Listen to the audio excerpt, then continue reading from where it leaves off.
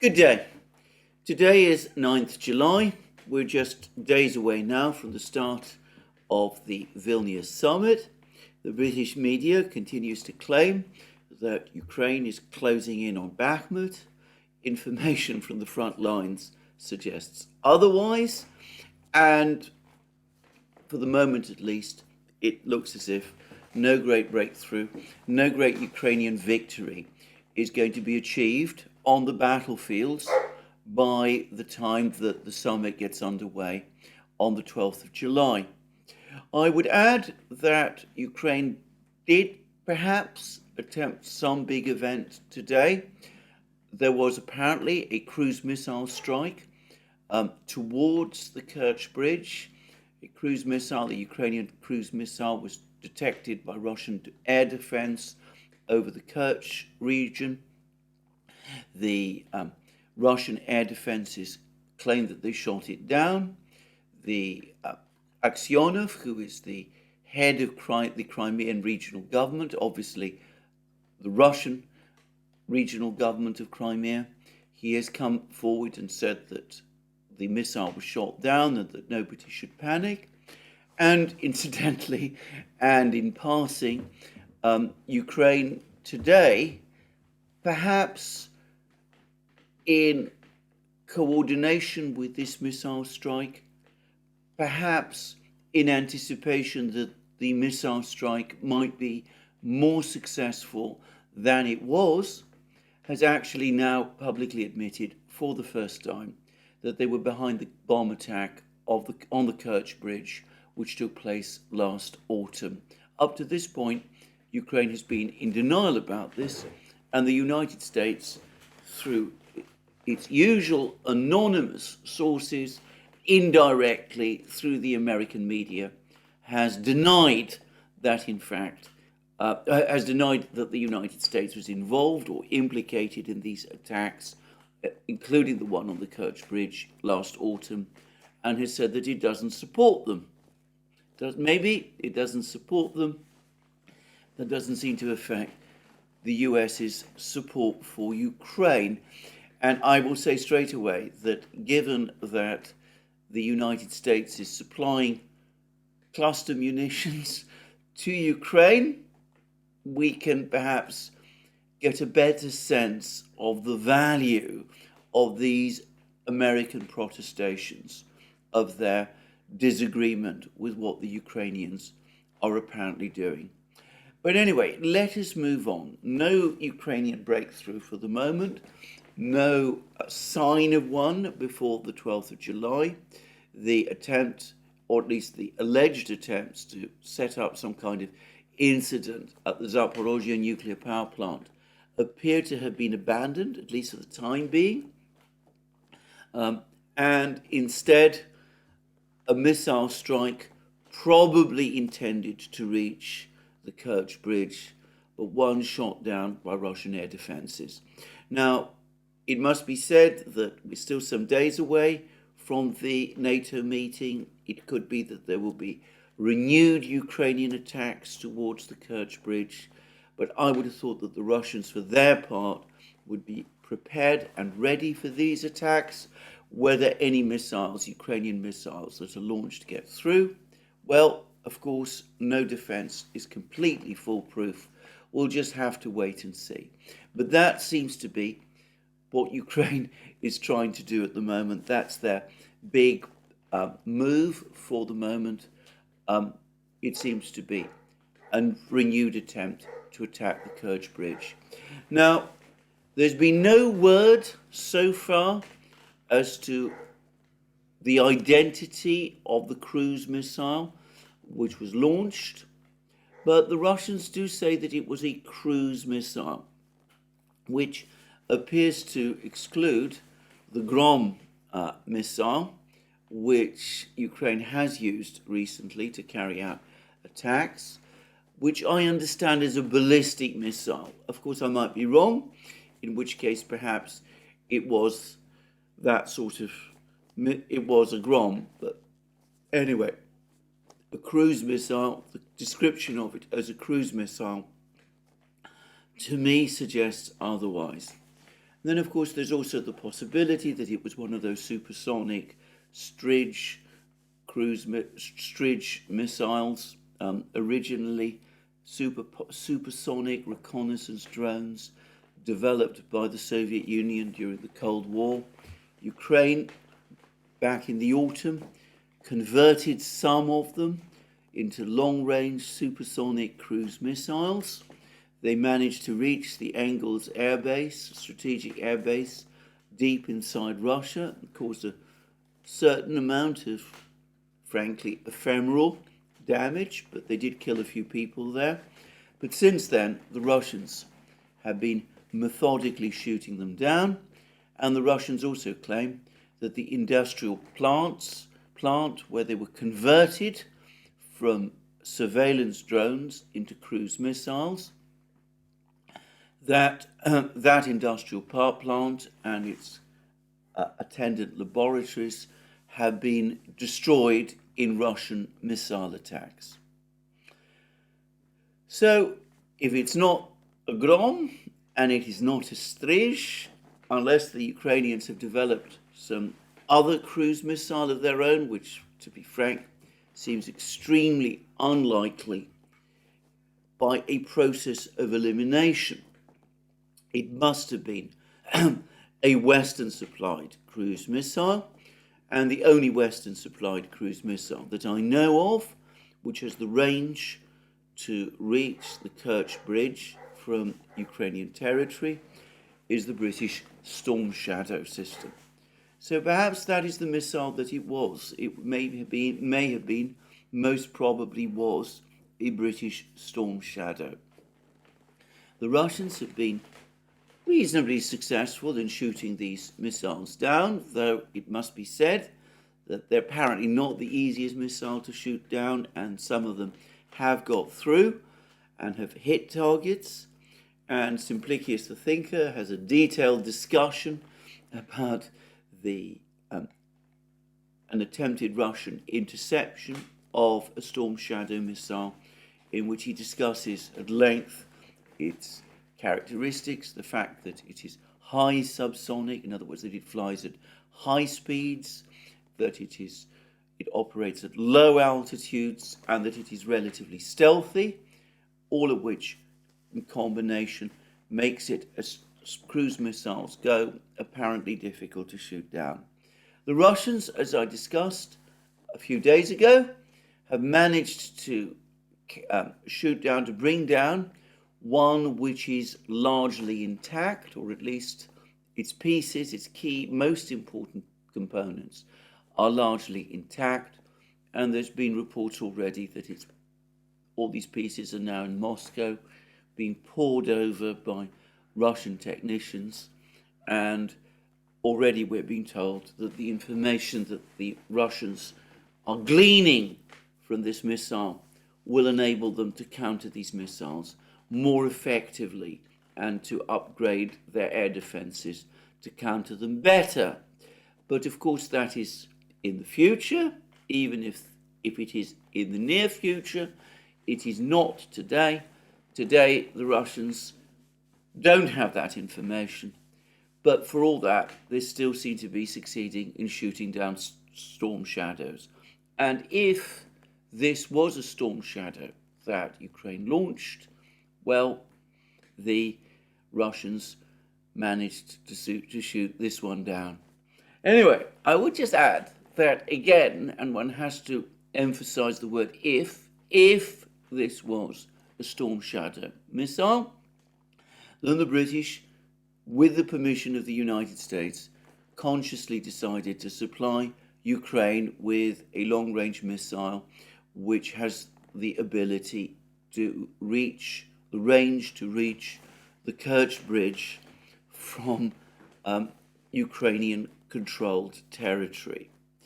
And if that is indeed the case, if it was indeed supplied, as we know it was, then the British, of course, knew that it had that capability when they supplied it.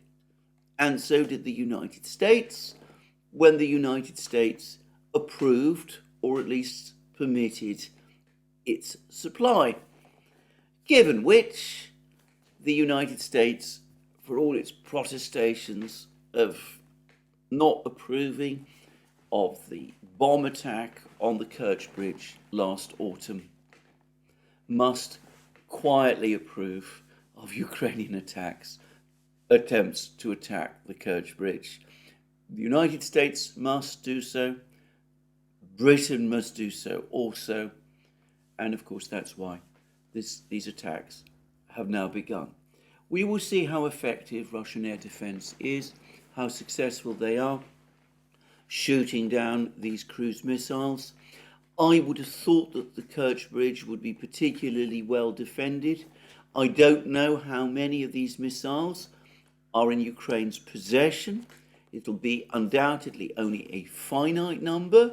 I understand these missiles are no longer in production and haven't been in production for some time. So Britain itself has several hundreds of them, but Ukraine probably doesn't have enough, and there probably aren't enough in existence to launch the kind of saturation attacks that Ukraine was able to launch against the Antonovsky Bridge across the Dnieper River, linking Kherson city with Kherson region on the east bank of the Dnieper. Anyway, Ukraine was able to launch saturation attacks against the Antonovsky Bridge with HIMARS rockets. It's difficult to see that being replicated with Storm Shadow missiles against the Kerch Bridge, and that presumably makes attacks upon the Kerch Bridge more difficult. But anyway, there we are. That seems to be the big event that Ukraine is now trying to engineer before the NATO summit meeting in a few days' time. Just a few days away now, less than a week away. And I would add that Ukraine is clearly starting to become worried. I say clearly starting. There is a commentary on a Ukrainian Telegram channel called Legitimy.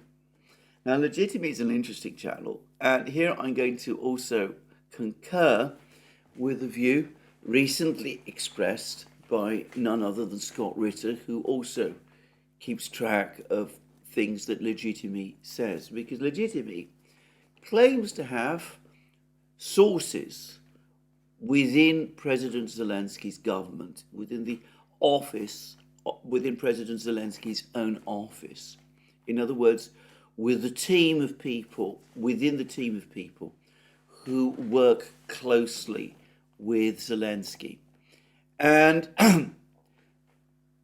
it is a fact that Legitimy says things are going to happen. They don't always happen in quite the way that Legitimy says, and sometimes they don't happen at all. But surprisingly often, they do happen. And I think I'm not misrepresenting him if I say that Scott Ritter thinks that this is to some extent a Ukrainian government-run operation, run by Zelensky's office, because it knows too much for any other explanation to be reasonable. But if that is his view, then it may be the right view. I too have noticed that things that Legitimy predicts the Ukrainian presidency, Zelensky, in other words, will do, that they do tend to happen much as Legitimy predicts. Anyway, it may, of course, just be the case that they have good sources, and it may also be the case that they're just guessing, and they're able to guess because they're based in Kiev and they're hearing all the news there, all the gossip. Perhaps they've got contacts within the diplomatic community, and that this is how they're able to get this information. Who's to say? Anyway, Legitimy is saying that the office of the president, in other words, Zelensky's team, are now this month, for the first time, facing the reality that Ukraine is not going to get weapons from the West in sufficient number to replace the weapons that it is already expending, losing on the battlefronts. And this, of course, has been something that I've been saying. Brian Beletic at the New Atlas has been saying, Scott Ritter has been saying, Lieutenant Colonel Alex Vashinin in a whole series of articles he wrote last year has been saying. We've all been saying this for some time, but judging from this article by Legitimy, the Ukrainian leadership has been in something like denial about it. They've assumed that the West has limitless resources and a limitless willingness to supply the Ukraine with those resources. And they've now come up against the reality that those resources are not going to, either don't exist, which is actually close to the truth, or will not come their way, which is, of course, true also. And apparently they're saying to each other that they have enough military equipment to keep up the offensive, to keep up the current style of military operations for 200 days. Now, a few days ago, I said that, in my opinion, the ultimate limiting factor, the immediate limiting factor in terms of this particular offensive, the one that Ukraine is conducting at the moment, is shell availability, ammunition, artillery ammunition availability. I guesstimated that Ukraine might have had enough ammunition for 100 days, though I should stress that my own starting point was the 4th of June when the offensive got underway. But I made that assumption that calculation based on two assumptions. The first was that Ukrainian artillery use had increased from 5,000 rounds a day, which is apparently roughly what it was achieving at the start of this year, though it fell back later. I guesstimated that Ukraine's use of ammunition use would have increased to around 10,000 a day. I estimated that the West had been able to supply Ukraine with around 1 million rounds of ammunition for this offensive. I did not take into account the question of how much of this ammunition stockpile the Russians have been able to destroy through their cruise missile and drone attacks, though the evidence suggests that the destruction that they've effected has been considerable. Well, Ukraine, at least legitimately, tells us that the Ukrainians now think that they can keep going for around 200 days. And I've seen elsewhere that, in fact, despite the fact that this offensive is underway, Ukrainian shell use is still roughly at 5,000 rounds of ammunition a day, which I'm sure partly explains why the offensive has failed to achieve any breakthroughs up to this point. I'm also, by the way, getting information that Russian shell use, ammunition use, has increased. It had stabilized at around 20,000 rounds a day by the end of last year, but that it's risen up to 40,000 rounds at the moment, countering this offensive, which is ongoing. Now, if that is correct, then that's an 8-to-1 ratio in favor of the Russians, and that gives us some idea of the enormous discrepancy. And the Russians are said to be producing around 3.5 million rounds of ammunition on an annual basis at the current time, which, by the way, would not be enough to satisfy ammunition use of 40,000 rounds a day. But they also have an enormous stockpile. And the latest figure that I saw for that is around 9 to 10 million rounds, which they've apparently stockpiled.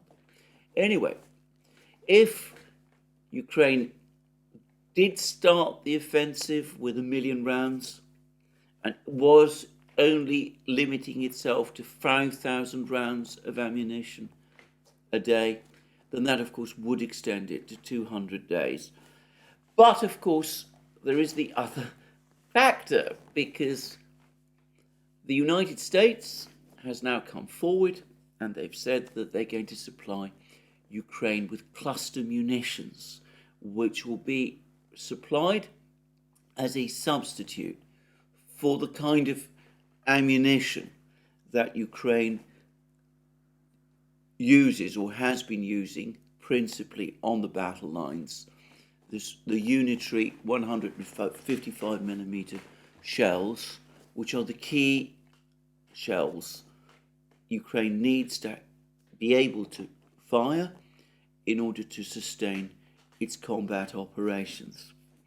Now, since I made my program yesterday, in which I discussed the ethics and lack of them in the supply of cluster munitions by the United States, I have received many extremely helpful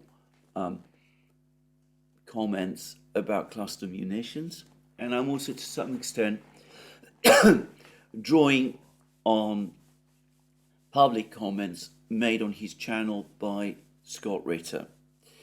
And the first thing to say is that, used in a certain way, these are absolutely devastating weapons. I have seen a video which somebody sent to me of a cluster munition being used in an exercise.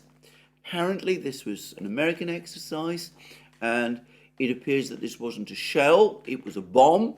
So we must allow for the possibility that a bomb might carry more bomblets than a shell would carry small shells.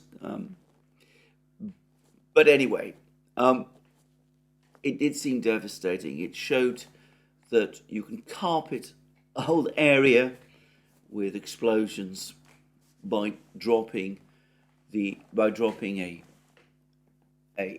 cluster munition from the air. But of course, what Ukraine is going to use is not bombs; it's going to be shells. And I assume that, as I said, the effect will be less, but it will still be pretty awful, pretty spectacular. And I can certainly see why these are extremely effective area weapons. They would be the ideal weapons to use, or so it seems to me, against light infantry trying to advance across fields towards fortifications, fortified lines, which is, of course, exactly what the Ukrainians are doing. That's, it seems to me, if a hail of these bomblets or shells were to fall on a Ukrainian infantry line, gradually advancing towards Russian trenches, well, the effects would surely be absolutely devastating. And it's also been pointed out that, used properly, these kind of munitions can also be very effective against armoured columns. Well, up to this point, the Russians are not really operating armoured columns. They are on the defensive, in trenches and in concrete pillboxes and in all those sort of things. And of course, as I've discussed many times, despite this offensive now being underway for more than a month, the Ukrainians have not reached so far the actual heavy fortifications which the Russians have constructed. They're still fighting in the grey zone. They haven't actually broken through. In fact, there were reports yesterday of Ukrainian retreats from some areas. There was a report, for example, that Ukraine has withdrawn its troops from near the village of Pyatikhatki on the far western end of the southern front lines near the Dnieper River. This was a place that Ukraine had invested a huge amount of time and energy trying to capture. It had suffered enormously heavy losses doing so. But anyway, the Ukrainians have pulled back, apparently, from that area. There is some uncertainty as to what the reason, what their intentions are. But certainly they haven't managed to capture or consolidate control of Pyatikhatki or break through from there to attack Russian positions. And anyway, coming back to my point, this is the pattern of the attacks at the moment. Ukrainian infantry advancing towards Russian trenches, the Russians launching artillery and machine gun strikes against this oncoming artillery, infantry. The Russians, for the moment, not interested in armoured attacks, and all of these attacks happening well to the north of the real Russian fortified barriers, of the Russian fortified front lines. And I do ask myself, what would happen if Ukraine tried to advance through a hail of these bomblets launched by Russian guns with these kind of tactics? It seems absolutely self-defeating to me. And of course, the other thing that happens is that, as Scott Ritter and as many other people have pointed out, not all of these bomblets explode when they hit the ground. The United States claims that only 1% of those the bomblets, of those munitions which it is supplying, fail to explode. Others, including apparently the Congressional Research Office, put the proportion much higher. Some suggest that it might be as high as 30%. So, of course, the Russians are not only able to, if they start using these canister munitions, they're not only able more effectively to saturate the areas through which Ukrainians are advancing with devastating artillery fire, but of course in a kind of a way, given that they're defending their own fortified positions, their own lines. If some of these munitions fail to explode, if some of these bomblets fail to explode, then of course that is in effect also creating problems for further Ukrainian attacks, because these bomblets are there like mines, also in the fields, posing a danger to any infantry and even more, perhaps, to any armour that tries to advance across those fields, even if more shelling of that nature fails to happen. Now, I don't want to overstate this. The Russians have other weapons that they can use to saturate battlefields with munitions. They have all kinds of multiple rocket launch systems that seem to do something fairly similar. And of course, they also have these terrifying TOS-1 thermobaric systems. But undoubtedly, these cluster munitions, it seems to me, would be very effective, would be an important additional supplement for a defender.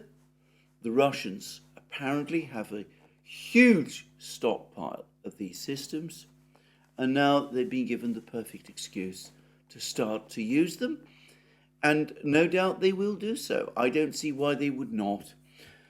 And that brings me to use of these munitions by an attacker, by Ukraine. Well, here again, I'm basing my views on what Scott Ritter says, and he says that the most effective way for infantry to defend itself against use of these types of weapons is to dig a trench and to hide under the trench.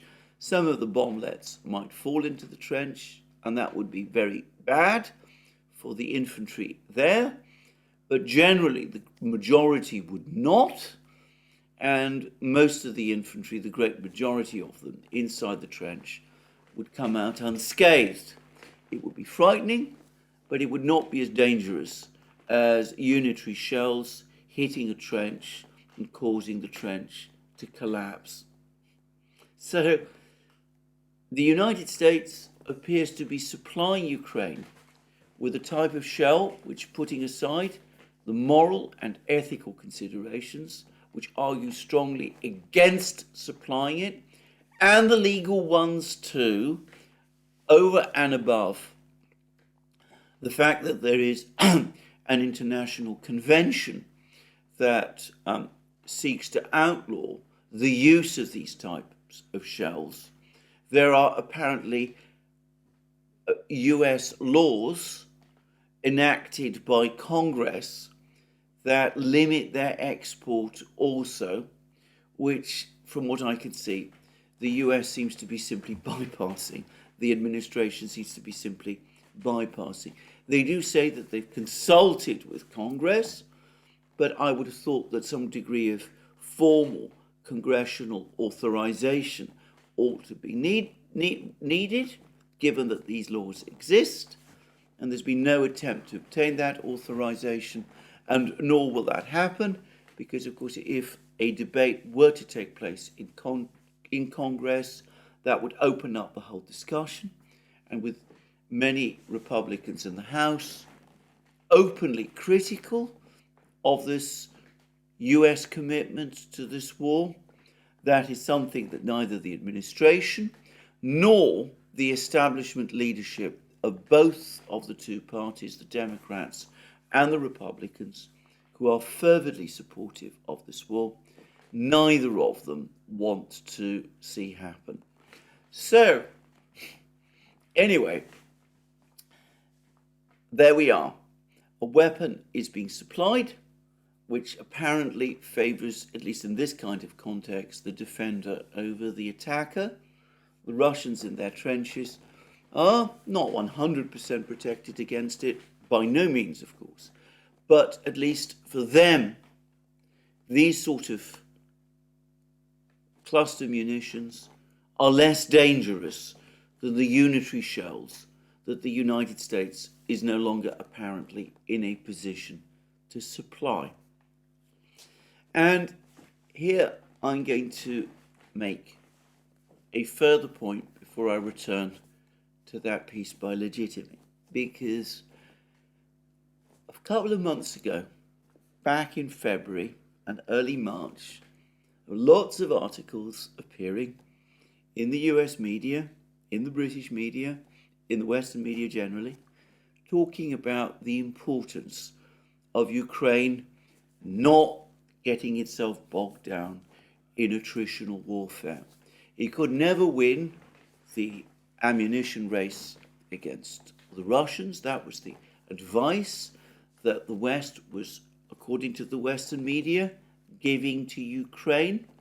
The Ukrainians were told that they needed to switch from this type of attritional warfare, which played directly into the approach the Russians were taking to the war, that what the Ukrainians needed to do instead was to engage the Russians with much more sophisticated, much more advanced combined arms warfare based on the heavy armoured vehicles that the West was now supplying. And supposedly the Ukrainian soldiers were being trained in all of this, and Western commanders assigned to advise the Ukrainians were going to teach them and advise them on how to conduct it. And it's now absolutely clear that that kind of combined warfare operation that the West was trying to foist on the Ukrainians has catastrophically failed. The first month, especially the first 2 weeks of the offensive, showed how completely ineffectual such supposed combined arms warfare is against heavy fortified lines of the kind that the Russians have constructed. And of course the Ukrainians were in no possible condition to achieve the level of training and proficiency to excel in that kind of warfare anyway, given the limited timescales. But I think there's a gradual understanding and consensus in the West that even with that training, given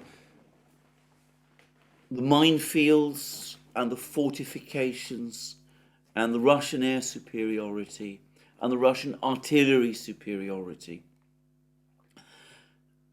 combined arms assaults were never going to work anyway. Given all that, the Ukrainians have been driven back, have been pushed back to the same kind of attritional war that the West said they should not engage in. And the West now grudgingly has had to go along with that. That's why it's now supplying these cluster munitions, and that's what the West appears to have accepted the Ukrainians have no choice to do. This despite the fact that in the late winter, early spring, there was a gradual acknowledgement, a recognition in the West that attrition in this war ultimately favors the Russians. So there we go. And now we come back to legitimacy, because legitimacy says that they can keep this offensive going for 200 days, longer than I'd expected, but not, orders of magnitude different. They too accept that shortages of equipment and ammunition impose a timeline. But they say something else, that starting from next year, Ukraine will start to suffer from very severe increasing manpower shortages also. That in 2024, the point will have been reached when Ukraine can no longer replace its battlefield losses of its soldiers, with new recruits, even disregarding the problem of how well trained those recruits are. It will no longer be able to keep its forces up to anything approaching the necessary levels of strength. And the legitimacy piece goes on to say that there are now worries that after these 200 days, if the ammunition shortages and the equipment shortages increase and escalate, then Ukraine will be pushed back onto the defensive. And at that point, it might start to lose territory to the Russians, and that there are worries at the highest level of the Ukrainian government that if and when that happens, morale in Ukraine will take a massive knock. And it's not difficult to see why that would be. I've already discussed in previous programs what a profound shock it would be for Ukraine, for the Ukrainian public, if, for example, the town of Kupiansk which Ukraine recaptured over the course of the Kharkiv offensive were to be recaptured by the Russians.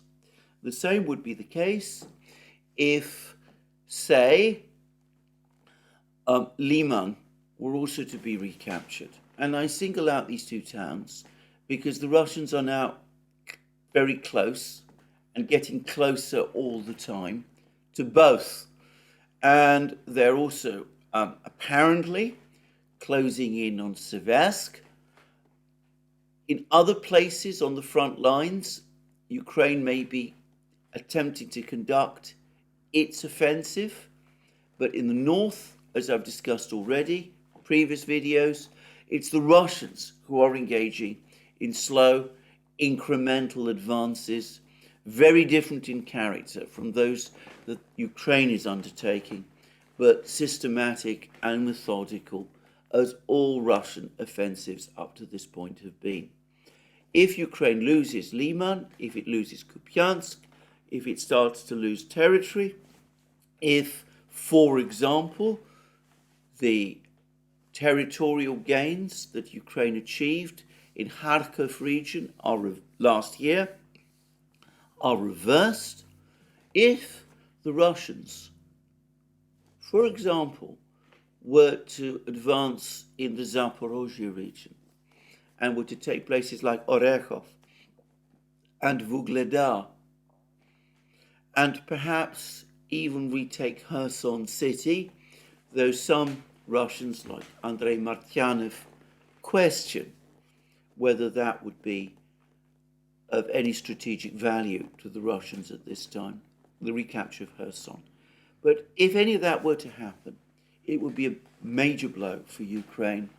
It would tell the Ukrainian people that despite all the promises and assurances from the West, Western support, of unlimited Western support, Ukraine is once more in clear-cut retreat, that the war is being lost, that at best the war will go on for a very long time.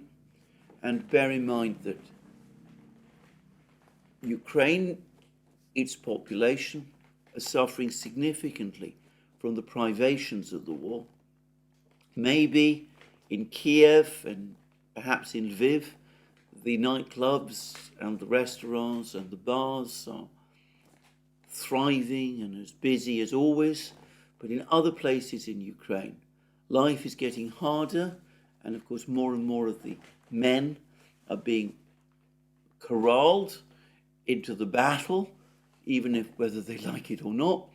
But anyway, if Ukrainians start to feel that the best that they can hope for is a continuation of that without end, and that there is at the end of it a real prospect of Ukraine facing defeat, then it is easy to see how the mood in Ukraine could shift, and people would start to feel that they're up against a colossus and that they cannot win, and morale at that point would shake and might turn against the war. Well, that's not impossible, and Legitimy also talks about the possibility of the Russians renewing their attack on Ukraine's energy infrastructure this autumn, and I've seen reports in the Western media which suggest that the Russians might actually renew that attack on a bigger scale than they did last winter. There was lots of expectations, hopes, assumptions last winter that the Russians would run out of missiles and that the aerial offensive against the energy system would peter out. No one believes that anymore. The Russians continue to launch missile strikes against Ukrainian positions with unabated intensity. Their drone fleets are getting bigger. There's no sign of the Russians running out of missiles. Even the CSIS, the mouthpiece of the US military, industrial complex has grudgingly been forced to concede that. I've said that it's now clear that the attack on the Ukrainian energy system last winter was principally intended to bring about the depletion and eventual collapse of Ukraine's air defense system, something which has been largely achieved. Ukraine has, to a limited extent, been supplied with Western systems, but in nothing like the numbers that would replace the system, the Soviet era system that it started with. And it seems anyway that these Western systems are not analogous or as effective as the Soviet system that Ukraine originally had. So the energy system is probably more vulnerable to attack this time. And besides, I go back to that article written last year in the autumn, right at the start of the offensive against the energy system, by John Helmer, based on expert information he received from a US expert, that what the Russians appeared to be doing at that time was not working to knock out the system itself, something which probably was within their capabilities, but which, of course, if their purpose was to deplete Ukraine's air defense arsenal, it would not have been in their interests to do. But to get a better understanding of how Ukraine's energy system operated, so that when a decision was eventually made to knock it out, the Russians had a better idea about how to go about doing it. Now, whether the Russians are going to go after the energy system this autumn and winter, that, of course, I don't know. But anyway, it does seem as if there are people in the West and in Ukraine who are worried that Russia might, and who are also worried that this time round Ukraine might not be able to absorb or parry the blow. So this is what, according to legitimacy, is being discussed within the highest levels of the Ukrainian government. They are now starting to realize themselves that they're running out of time. 200 days before their ammunition runs out, or at least is so depleted that they're forced to go onto the defensive. Supplies of 155mm shells from the United States and the European powers have dwindled away. They're going to be replaced instead with cluster munitions, which may be less effective, in fact, undoubtedly will be less effective in terms of the fighting that is going on now, and which the Russians can match and exceed in far greater quantities. And it seems that the Ukrainians themselves, for the first time this month, in July, are now beginning to say to themselves that it might not be possible for Ukraine to win this war. Now, I ought to say at this juncture that July, this is of course the anniversary of the Battle of the Kursk salient that took place in 1943 on the Eastern Front. It's a very little known battle in the West, though a very, very, very famous battle in the Russian world. It was a battle where the Germans launched their last summer offensive on the Eastern Front during the Second World War. They encountered massive fortified lines constructed by the Soviet military. The Soviets were able to parry and defeat that offensive after a month of intense fighting, and then the Soviets themselves went on the offensive, breaking through all the way to the Dnieper, crossing the Dnieper, and actually, by the way, capturing Kiev. But that's another story.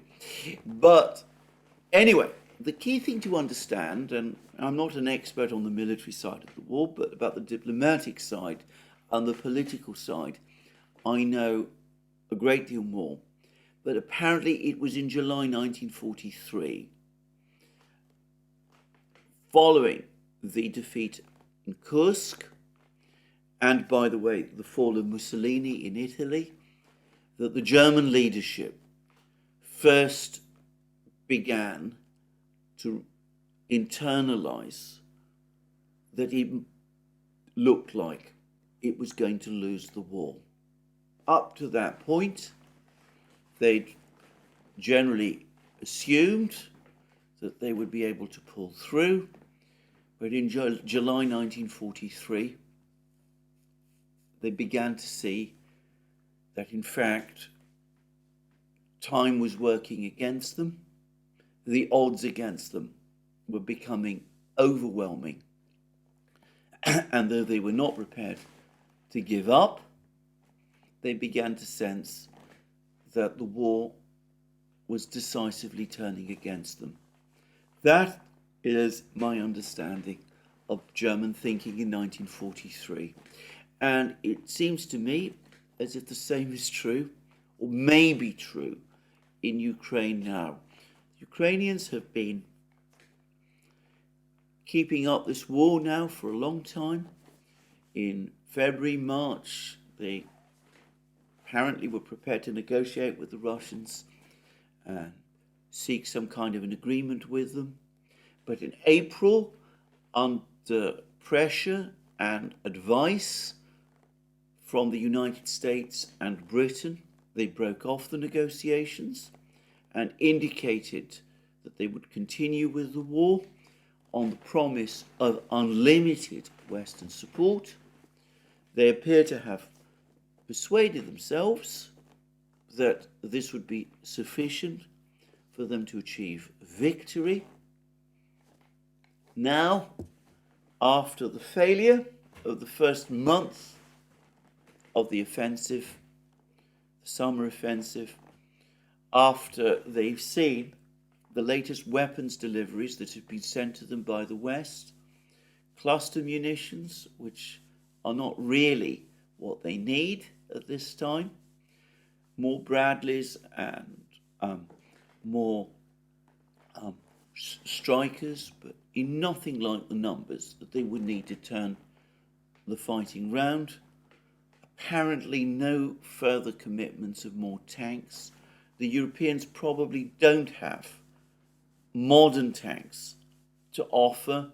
The tanks that they will supply in future will be 1960s tanks, Leopard 1s. There's talk that Ukraine might also receive US M60 tanks, also from the 1960s. Anyway, for the first time, it seems, if you believe legitimately, which on this I rather do, they're beginning to sense for the first time that back in April of last year, they made a catastrophic mistake and that they might actually lose the war. So this could be an important moment. We will see how things turn out.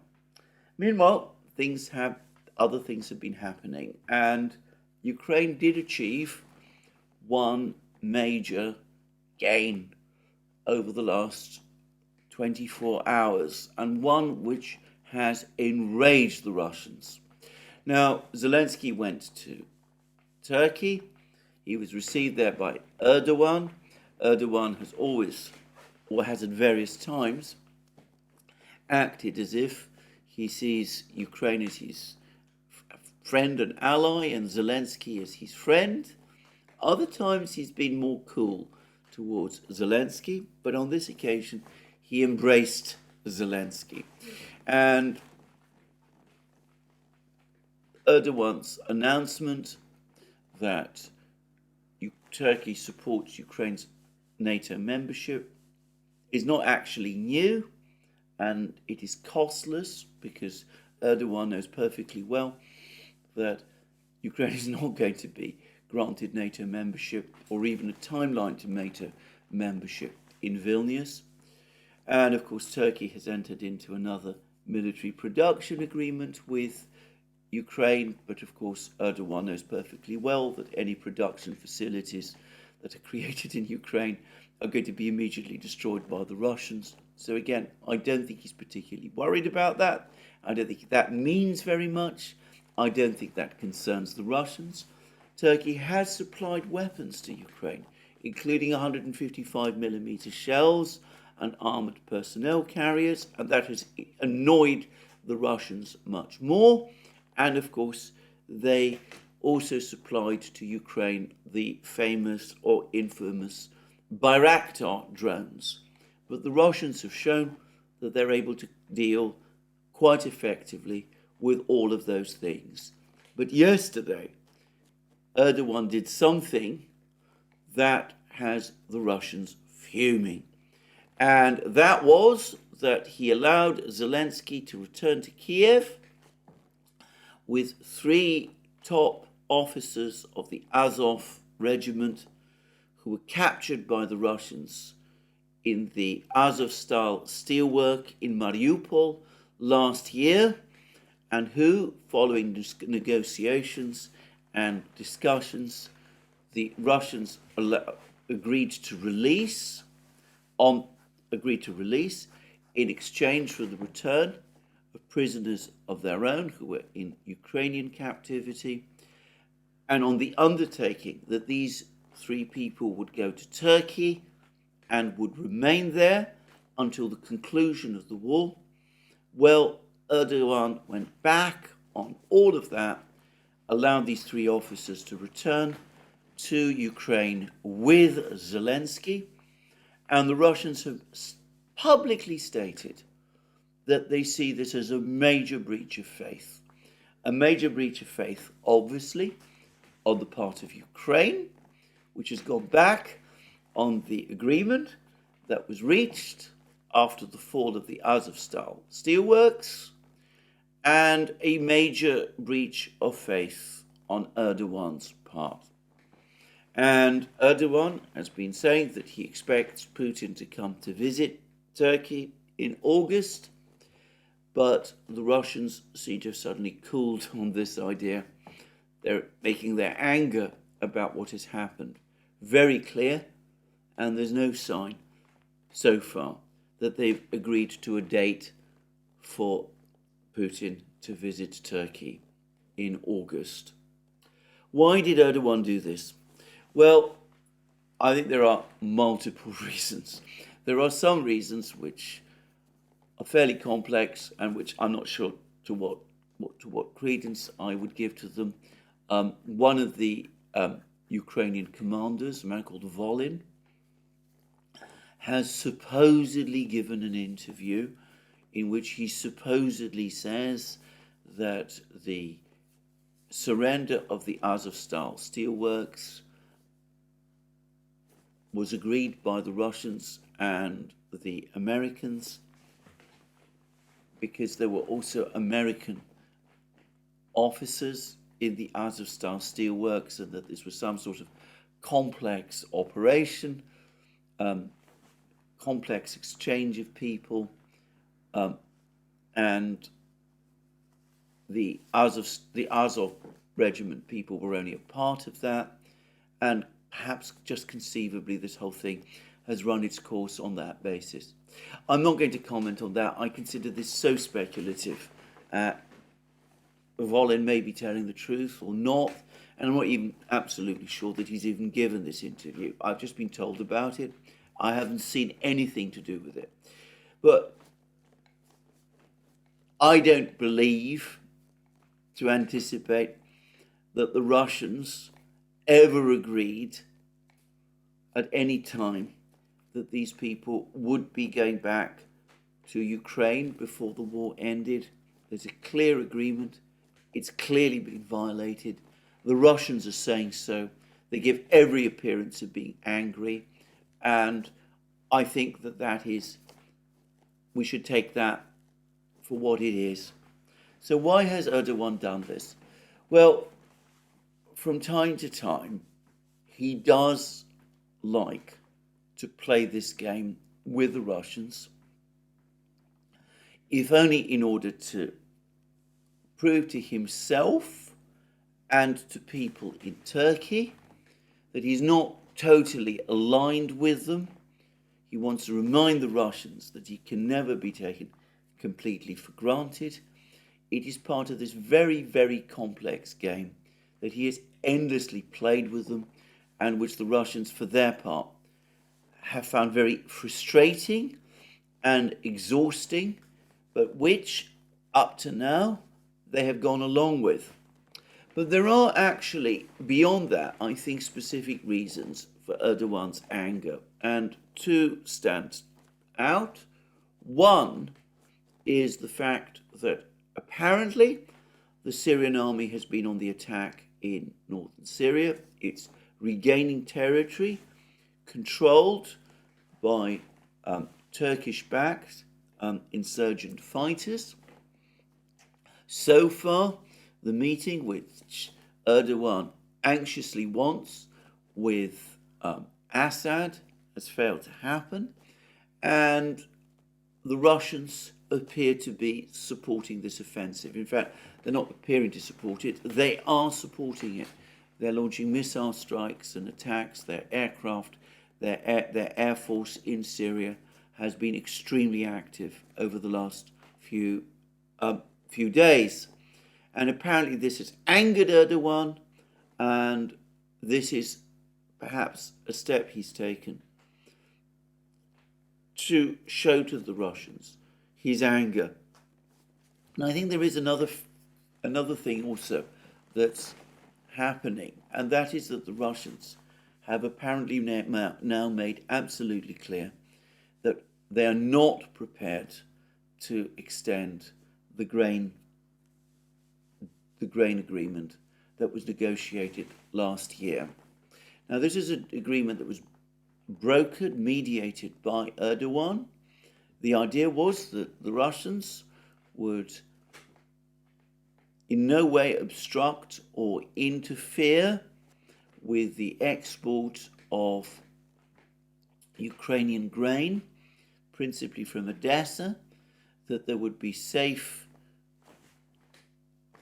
passageways through the Black Sea for the ships that were carrying this grain, that they would be escorted by the Turkish Navy, and in return the European Union would lift all its restrictions on Russian grain and fertilizer and food exports passing through EU ports.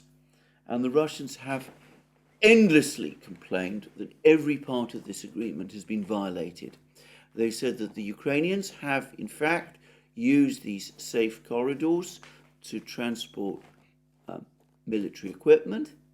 They even claim that some of the explosives that were used to carry out the explosion on the Kerch bridge went from Ukraine through Turkey to Georgia and found the way back to Crimea, and they went through this particular transportation corridor. At least that's what they were saying some months ago. I don't know whether it's true, by the way. They also complain that despite its various promises, the EU has never fulfilled its side of the bargain. It's never lifted those restrictions on Russian food exports and fertilizer exports, which it said it would. And the Russians say that in light of this, they see no purpose in continuing with this agreement, and that they're going to finally pull out of it. They agreed to one final extension on the eve of the Turkish elections. I think they did that in order to help Erdogan, whose reputation is to some extent invested in this deal, which after all he did broker, but they've said that is the final time they will agree to extend it, and they're not going to extend it beyond that. And I suspect that Erdogan is very angry with the fact that the Russians are pulling out of this deal. For him, as I said, this was a major win in terms of his political and diplomatic reputation. And I think it will be very much in character for him to cock a snoot at the Russians in response by letting these three men go. His view being that if the Russians are pulling out of the grain deal, then he can pull out of this deal involving these three individuals. Though I would say straight away that there is no actual comparison between the two deals. The one was always subject to time limits and extensions. The other required these three people to remain in Turkey until the final end of the war. And lastly, there is another view, and one which I do place very considerable weight, and it's been explained by John Helmer. And Helmer suggests that, in fact, there is a further factor behind Erdogan's decision, that Erdogan has been to some extent worried by these Ukrainian attacks on these Russian ships which have been patrolling the Turk Stream and Blue Stream pipelines. Twice, Russian surveillance ships patrolling these pipelines have been attacked by Ukrainian drones, and Erdogan probably sees this as an attempt by Ukraine to interfere and attack and damage these pipelines. And it's been suggested that over the course of this visit, he brought up these attacks with Zelensky, and the return of these three men to Ukraine was the price Erdogan was prepared to pay in return for a promise from Zelensky that these attacks would be discontinued and that there would be no more attempts by Ukraine to interfere with the operation of these pipelines. Now, I am going to say straight away, I think that there is quite possibly something here. I don't know what Helmer's sources are, but Helmer does tend to have some very reliable sources, especially in Moscow. And this could be true. Certainly, for Erdogan, attacks on these pipelines would be a very alarming development indeed. At a time when he's trying to stabilize Turkey's economy, it would certainly be a major problem for him if these pipelines were attacked and destroyed in the way that the Nord Stream pipelines were. So I think it is entirely likely that he brought up the topic of the attacks on the pipelines over the course of his discussions with Zelensky. And for all I know, an assurance from Zelensky was given in return for the surrender of these three people. And for that reason, Erdogan himself might have agreed to surrender these three people to Zelensky, ignoring Russian anger, and in addition, perhaps to some extent, satisfying his own anger in the way that Helmer suggests. The only thing I would say about that is that if you do believe the Russians, and I tend to, there's no contradiction from the Turks about this. This whole thing took them by surprise. And I would have thought that if Erdogan were intending to make such a deal with Zelensky, he would have told the Russians about it and at least attempted to gain their agreement. The Russians are saying that they are particularly angry because no notice was given to them that this was what Erdogan was going to do. But then, of course, it may be that Erdogan's anger with the Russians made him feel that he was not prepared to consult or speak to them about this. He was going to go ahead and make this deal and secure the pipelines, and the Russians be damned. And that would not be out of character. I mean, I simply don't know. But anyway, I'm going to make a prediction.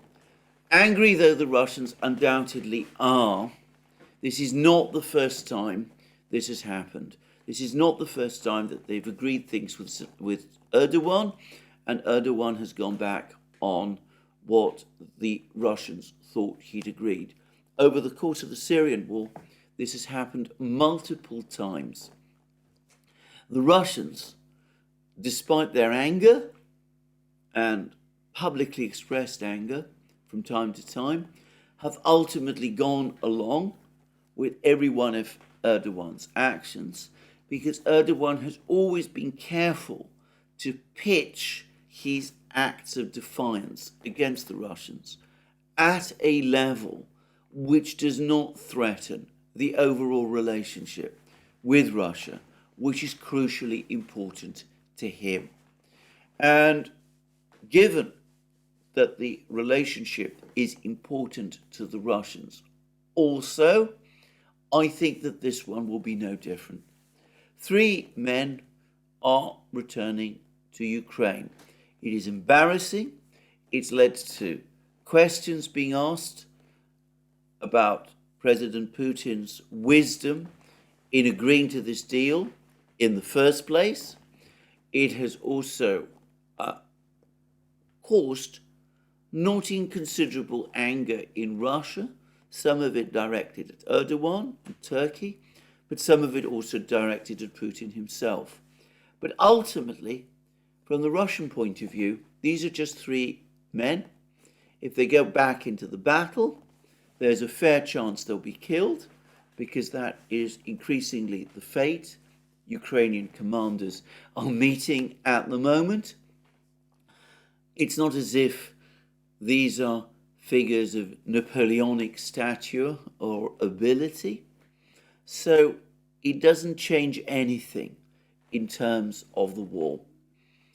But even though the Russians will eventually grind their teeth but decide that they will look the other way as Erdogan does this, it will reinforce that deep knowledge that the Russians have long had, that Erdogan is someone you can only trust to a very limited degree.